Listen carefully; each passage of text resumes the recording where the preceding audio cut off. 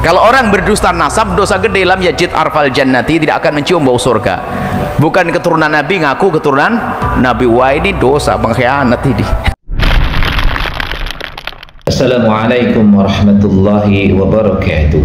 Selamat berjumpa kembali di Peci Kiai Channel. Semoga kita semua senantiasa diberikan kesehatan dan keberkahan oleh Allah Subhanahu wa taala. Amin ya Allahu ya rabbal alamin.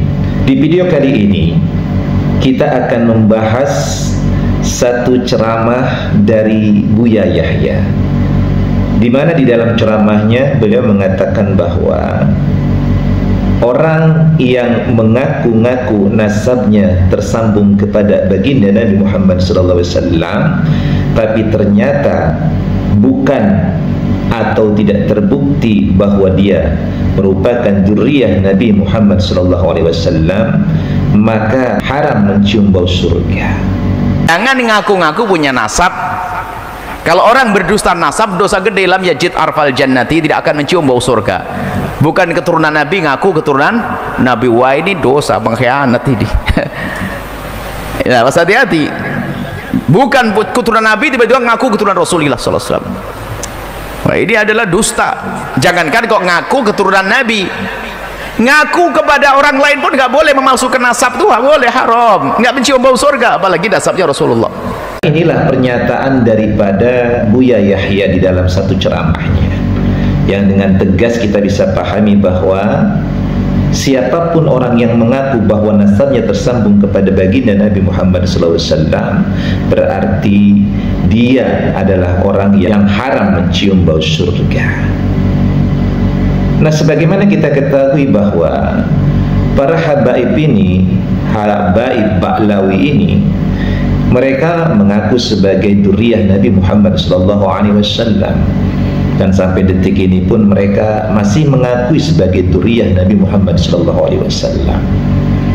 Walaupun sudah ada orang yang melakukan penelitian yang kemudian menemukan bahwa ada fakta sejarah yang terputus dari nasab baginda Nabi Muhammad SAW dengan para habaib, yakni di posisi nasab Ubaidillah bin Ahmad bin Isa al-Muhajir.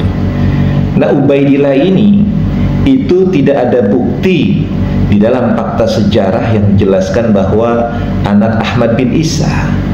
Nah, inilah yang kemudian menjadi alasan bahwa nasab Ba'lawi itu terputus dari baginda Nabi Muhammad SAW.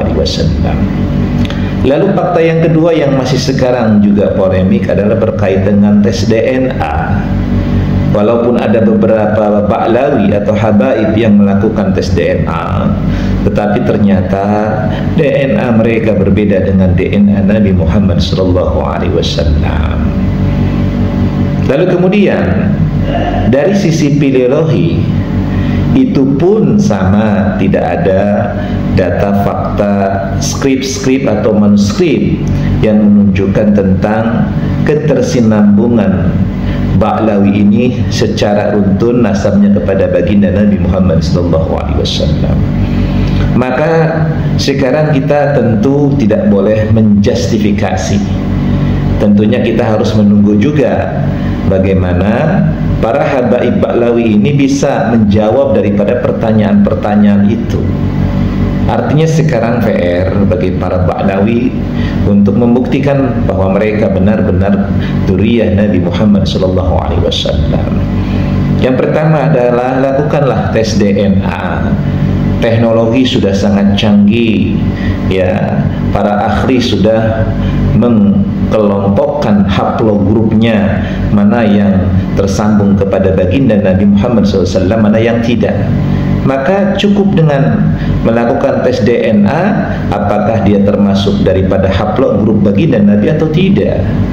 Nah, kalau ternyata tidak, maka jangan sekali-kali mengaku sebagai dzurriyyah Nabi Muhammad SAW, karena ancamannya sangat-sangat luar biasa sebagaimana diungkapkan oleh Buya Yahya. Lalu yang kedua, buktikanlah bahwa Ubaidillah bin Ahmad bin Isa itu adalah benar-benar anaknya daripada Ahmad bin Isa Ubaidillah ini.